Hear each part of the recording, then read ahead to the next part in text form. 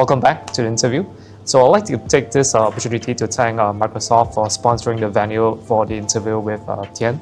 That's really appreciated for this opportunity to Daphne, who is our host as well for this session. So coming back to the conversation, Python is dominant in AI, right, and machine learning. So how do you see its role in this evolving AI space, especially with tools like GitHub Copilot, right, and other AI-powered coding assistants? Will these tools replace Python developers? This is a big question in the AI world, right? Will AI eventually replace the developers? So first of all, the GitHub Copilot is really an AI assistant instead of like a programmer, right? And I guess Cursor or Cloud Code is closer to a programmer than the AI assistant. I think probably a few months ago, the CEO of Anthropic claimed that in 3 to 6 months, 90% of the code will be written in by AI instead of like programmers, and I don't remember, a few years, AI will replace all the programmers or most of the programmers.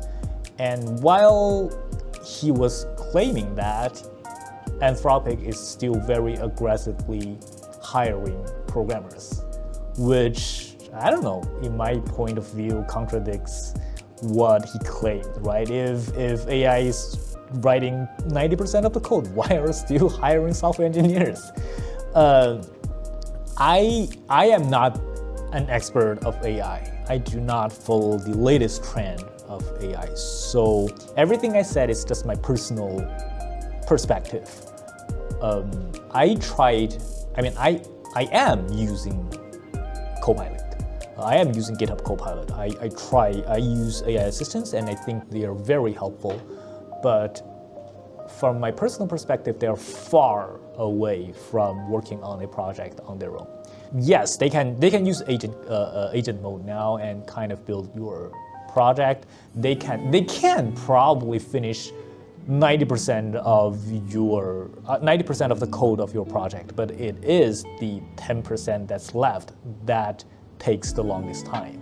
So like finishing 90% of code of a project does not really mean anything. I mean, if it makes the 10% left even more difficult to write, then it's not that helpful. I mean, that's a very extreme example, right? I think for now, AI is very good at writing something that people have written many times.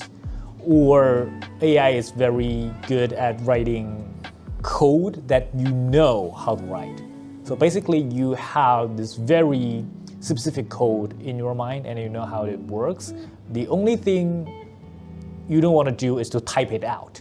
And AI is very helpful in that area. But if you don't know how the code should work out, and to be more specific, you don't know how the code should work out, and you know that this is not done by anyone before. AI is not that helpful. So, like I always said, the only time when AI was helpful was that you can figure out whether the code is correct in a short amount of time. So if you cannot know whether the code written by AI is helpful, then AI itself is not helpful. So that's why it's very good at writing code that you understand. So it's like an assistant that writes code that you do not want to write, but you know how to write. And I don't think, like, in short, I don't believe that it can replace software engineers in a short amount of time, in the foreseeable future. It will improve the productivity of developers by a lot. And the question is, does that mean less software engineers are needed, right? Because, well, your productivity grows. I don't have a definitive answer to that, but I always said that compilers itself made programmers much productive. They don't need to write assembly anymore, right? IDEs made programming much more easier. That you have like all the colors, you have all the auto completion and everything. There are many tools in history that boost the productivity of developers, and the number of developers are growing. It's not like, oh, I become more productive so that we need less software engineers. And why would this be different for AI tooling? I don't know. If that's the case, if AI tooling can reduce the number of engineers, why are the AI tooling companies hiring software engineers? Right? They should reduce the number of engineers because they become more productive, right? You can, like I said, just look at what they do, not what they say, right? So, still, I'm not an expert in AI. I don't know what's gonna be like in the future, with the AI, but it's just my personal thought for AI. Understood. So it's like there's two things over here. One is the chicken and egg problem, where software developers versus code.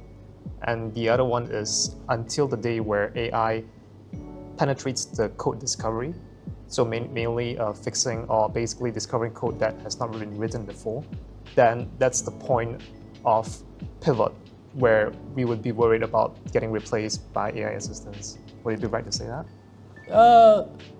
It's not only about, it's like when I say code that has been written, it's like that AIs are good at writing codes in that area. AI can write innovative code that no one has written before. The problem is that you don't know whether that's correct.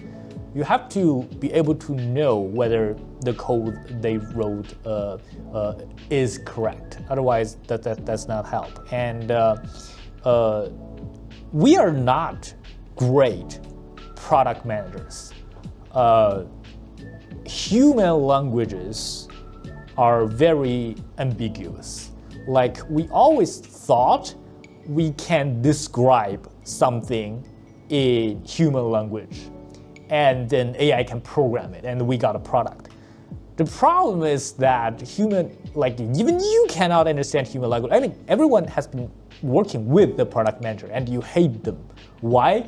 Because they don't have a very clear definition of their product. And why do you think you are a better product manager than your product manager, right? And if you cannot understand your product manager, why would an AI understand you, right? And I think in some time, you'll realize that a better way to describe the actual feature you wanted is to write code. It's in a lot of details, for a lot of details in your product, it's easier to describe it in programming language than human language. And once you realize that, okay, I'm a programmer after all. It's easier for me to write this than describe it to AI and let it write it. So I'm not saying AI is not helpful. AI is obviously helpful. That has been proven. I'm just saying that I don't believe that there was a day that we can just say human language and got a product, because human language is ambiguous and you just cannot describe the product you want. Okay, what I'd like to ask to you is, do you ever face imposter syndrome, in your previous role, and how do you handle it? So imposter syndrome is when I'm kind of guilty or not confident because I think the thing is not done by myself, and I got some rewards that I do not deserve. Not really. So Yeah, so I'm more on the overconfident side than people who lack security. So imposter syndrome almost never an issue for me. I was always like, okay, I deserve this.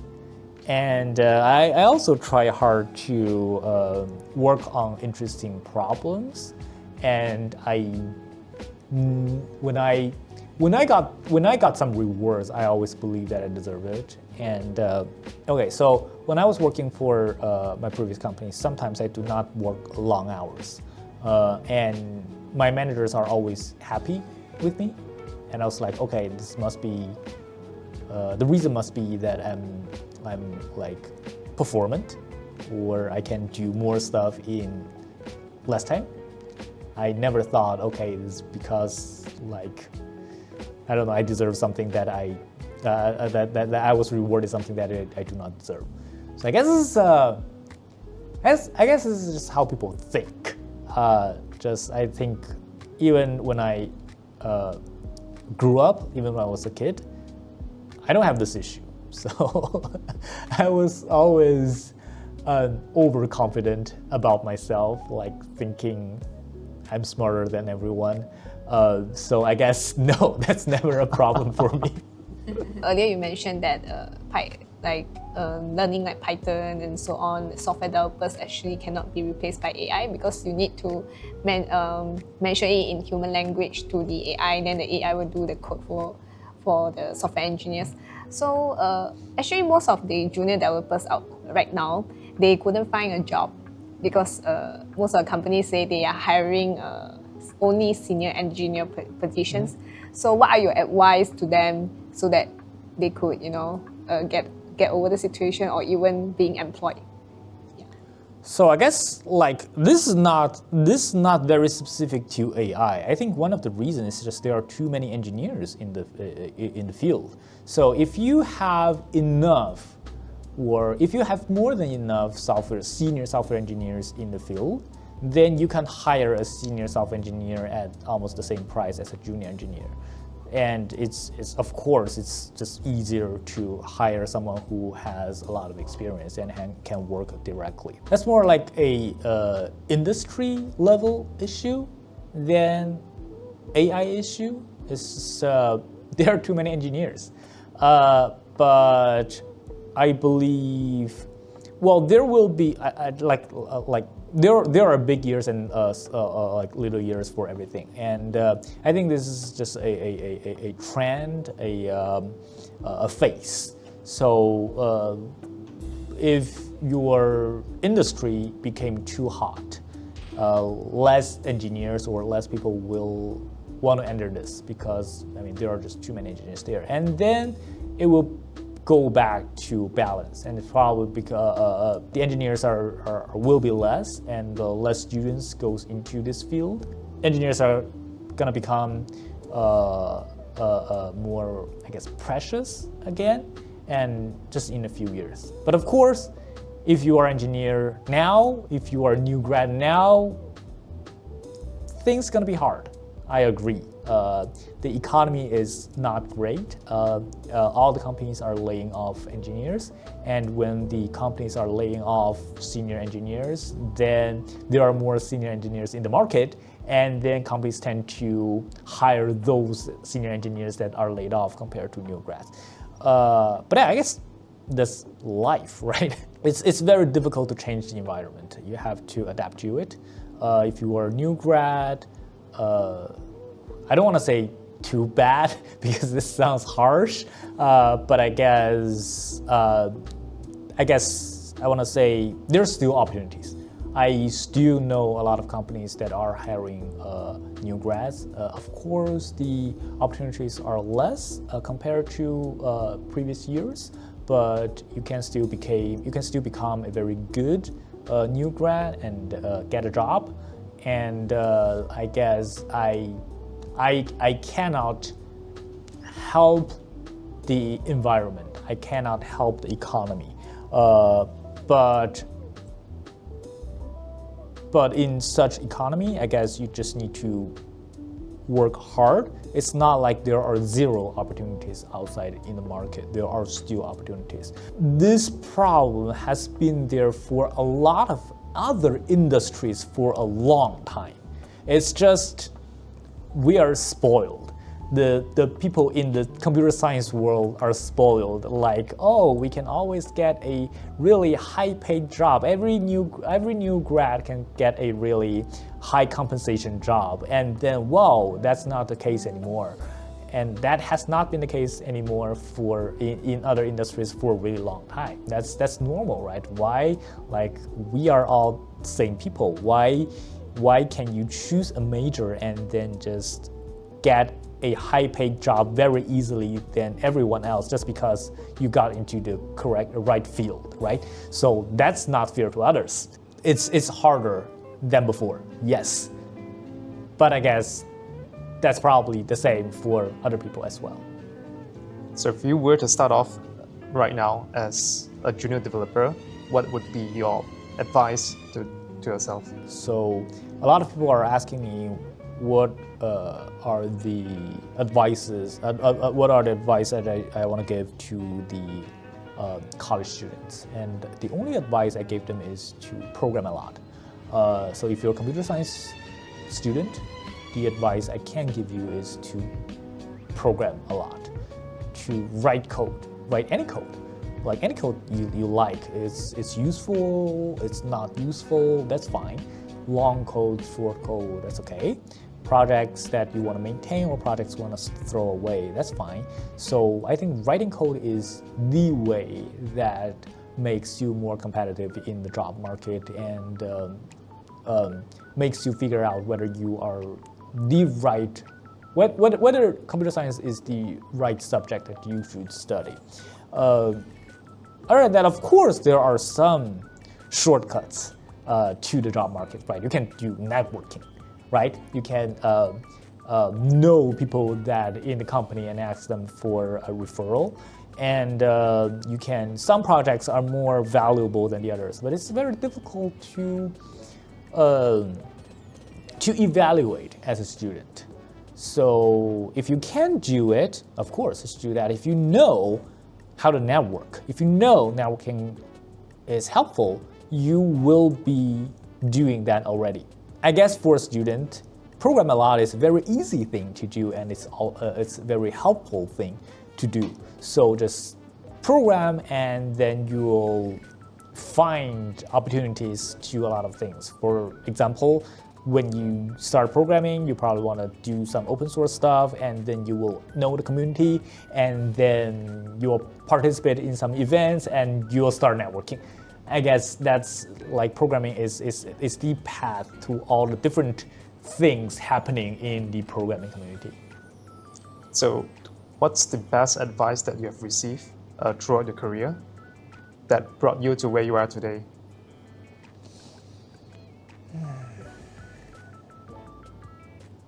Any advice? I don't know. I don't take advice a lot. So you give yourself your advice. I always try to think by myself. I'll admit that I'm not a person that easily take advices from others. That's not a good trait as a person, but that's who I am. I guess, like I said before, I did not have a great career until now. So a lot of people that are at my age will have a better career, like at least from a normal perspective than me. If I were to give an advice to myself, like earlier, try to find something that you like and with which you can make money. I did not believe this until I have been working for 10 years. So in the first 10 years of my career, I do not believe that you can combine your interest with your career, with what you do for your life. And I believed that, and I lived by that. So that's why I worked in a field that I do not hate but do not like super interested in, do not super like either. And then I know that I like Python for a few years, and even then, I kind of refused to go into a world where I work in Python because I thought that will ruin my hobby. So I will probably not like Python anymore. But when I started working in my last team at Microsoft, I started working with Python and I realized, okay, it's possible to work on something that you really like. And it made work easier. And when your work is easier, you can contribute more to your work and you will perform better in your work, and then your career will be more like smooth. It's easier to get promotion. It's easier to get a good rating annually. So I guess that's probably the thing that I want to tell myself in the beginning of my career, that not everyone can find interests in their career. Like most people, like a job is just a job. They do that for a living. But if it's possible, try to find it. At least try to look for it. See if you can find something that you really like and you can make money with. Perfect. I've got one last question related to Python. So looking 5 to 10 years in the future, right? What's the one major shift or trend in the software industry that you believe would have a significant impact on Python developers? Personally, I think it's going to be no GIL. So Python is removing GIL, right? And I think that's going to be a successful project. And for Python developers, especially for Python developers that are also using native extensions, that's a problem. It's not easy. Well, because, the reason that Python has so many extensions, has a great community and environment, or like a lot of plugins or libraries, is because Python itself provides a very good lock or very strong lock for extensions. You can access anything, any Python objects in your extension. That's super easy. And without GIL, you can't do that. You cannot do that anymore. And even if you are a pure Python developer, that might be okay. But if you are a developer with that needs to deal with native code, the life is going to be much more difficult for you. And we all know that Python cannot live by itself. The reason that Python is so popular is because it has so many native extensions, right? Like NumPy, PyTorch, everything is actually running in C, C++ code, of course, Rust recently. And that's why Python is super popular. And when we removed GIL, everyone in the Python community needs to get used to it. They need to understand, okay, Python can now run in true multi-threading mode. And you have more racing issues than before. And you will lose a lot of the guarantees that GIL provide to you. And whether you like it or not, you need to get used to it. Okay, so do you prefer tabs or spaces? Tabs or spaces? Spaces. Spaces? Yeah. Wow, interesting. Any reasons for that? So I prefer spaces entered with a tab. So with the tab key, I use the tab key to insert spaces. I'm not sure if that's the question you asked. Because like there's tab and space on the keyboard, and there's tab and spaces in the code, right? The reason that I prefer spaces is that it always displays the same in all different kind of editors. So because how many spaces how many spaces are a tab is configurable in editors. So like if you make it like, for example, Vim sometimes defaulted to 8, and if you're using tab, it's gonna be like indented too much. And if you somehow mix them up, and it's gonna be quite ugly.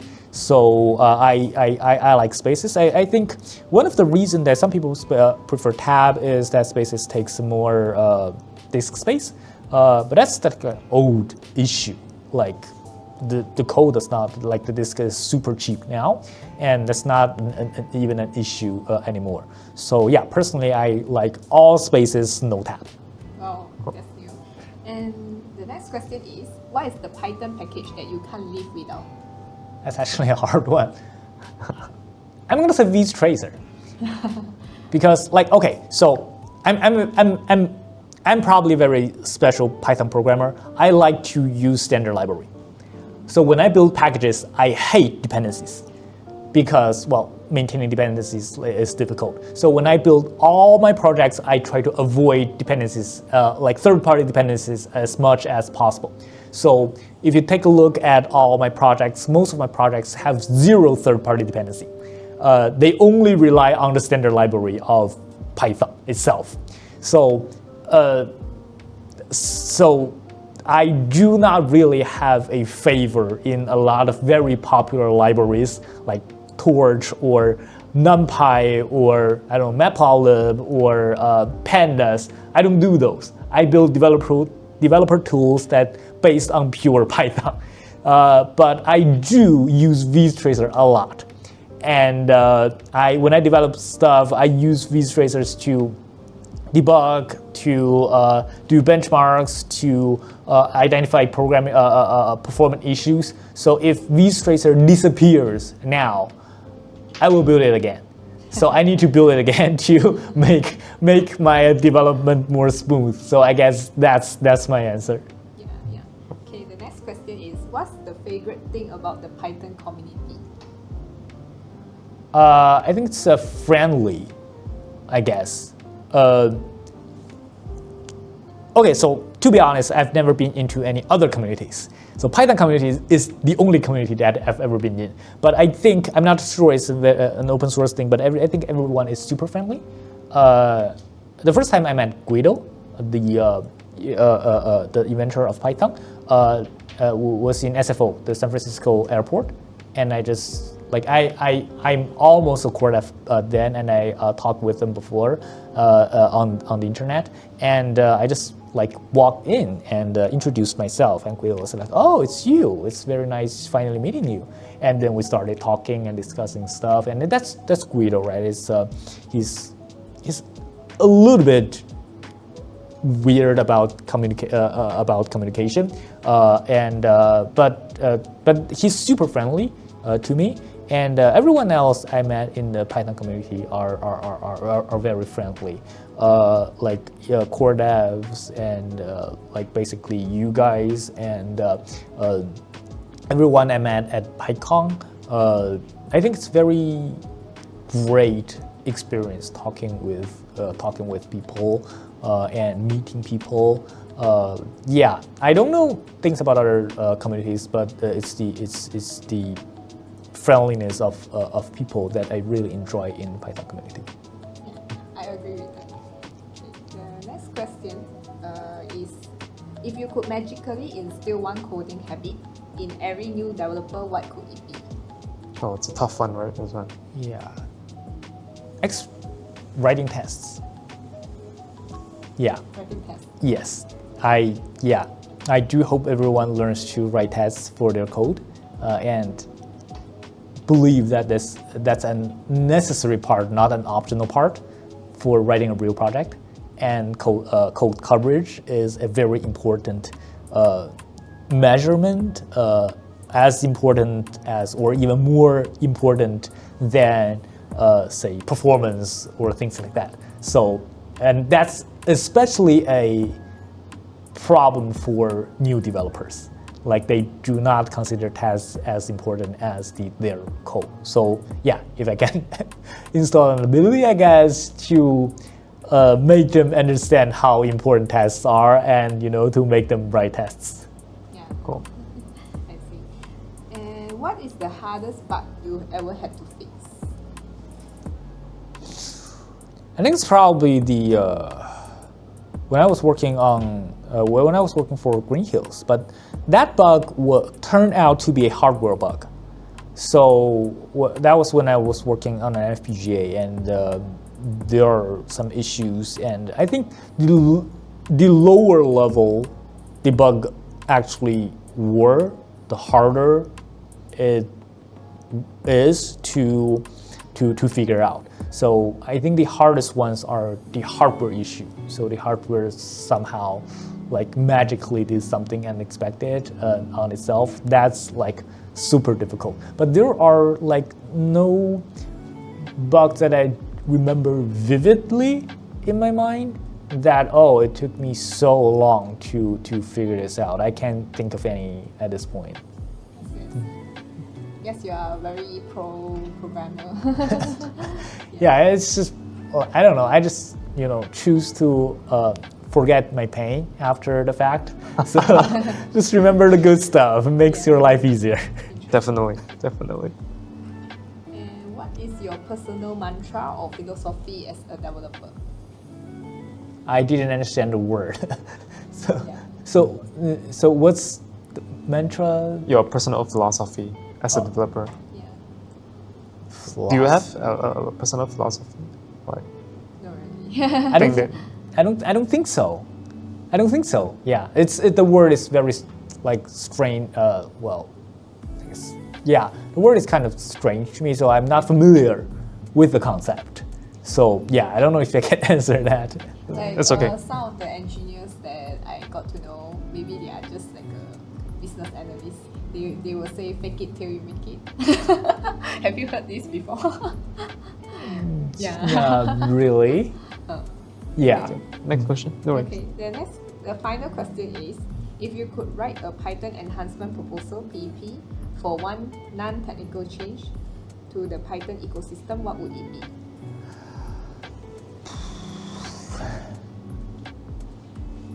The question is hard because it's kind of realistic.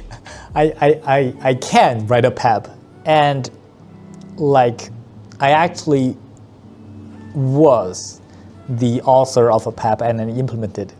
So okay, so a year or two ago, I really wanted to make PDB faster, and I thought it requires a PEP, but it turns out it not. So that would be my answer if you ask me like a little bit more than a year ago. That was the thing that I really want to make, so to use sys.monitoring as a backend of PDB instead of sys.setTrace. But it turns out that I implemented it without writing a PEP. And I thought about making PDB attachable, so making PDB capable of attaching to other processes. That requires a PEP, but that was done by Pablo already. So that was a feature in 3.14. And as of now, I don't know, because I'm a maintainer of PDB. So when I think about the really new stuff or really advanced stuff in CPython, I always think from PDB side. So I do not have a very large feature. It's a non-technical. Oh, Non-technical, yeah. Non-technical PEP to Python. It can be like even on open, like for example, contributions or even funding or anything. Oh, there are non-technical PEPs. Yeah. Non-technical PEPs. I didn't realize there are non-technical PEPs to CPython. Like mentorship or any way to contribute to open source. To be honest, I'm a super realistic person. So when I work on CPython, I work on its technical side, and I know community is important. And I also know that you need to build a community with more than technical stuff. But personally, I'm not very good at that area. I can realize the importance of that side of job, and I can tell that a lot of people are doing great on that side. But personally, I just did not ever think about that. So I'm a programmer, and I think about technical stuff, and I don't know. I don't believe I think about that question a lot. Just like I said, I didn't even know that there are non-technical PEPs. I thought PEPs are all technical. I can't think of one PEP that is non-technical.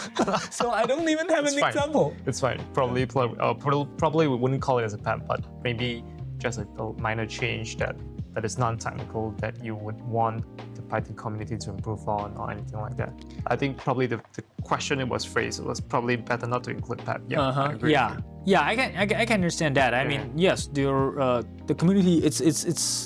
There are a lot of things to improve on the community, but because my personal perspective, or because how I am as a person, I did not think about that part too much. And there are definitely a lot of great community members in CPython that think about that a lot, about diversity, about inclusive, about how to involve more people into contributing to CPython, about how to get like more sponsors, how to make PyCon US even better, how to like PyLadies, they try to involve more women in this development world. That's also very important. I know there are a lot of ongoing efforts into this area. It's just I do not often think about CPython community in that way. So I'm more an acceptor from all the new policies or guidance from that side, and I sometimes evaluate it as okay, this is great, it's probably not that great, but personally I put more of my thought into the technical side of stuff. That is fine. That's perfectly fine. No worries. Okay. Yeah. All right. I think that's all for the interview for today. Thanks, Tian, for really spending time with us. Yeah, thank you. That's a wrap on just now the Python interview with Gao Tian, which is one of the core developer for the CPython. So how do you feel about that interview we conducted just now? I think there's really a lot of insights coming from Tian, right? Especially his senior software developer, ex-senior software developer with Microsoft, right? And the perspectives that is provided is very interesting as well. But yeah, I think this is a very great session, and I hope it's as informative as possible to the audience of Python, or even any of our tech friends on the outside, right? Yeah. So if you're just interested in any of our more of our videos, very similar videos like this, please remember to follow us. Check out PyCon.my. And also follow us on Instagram, PyCon MY. Yeah. Catch you guys next time. Bye.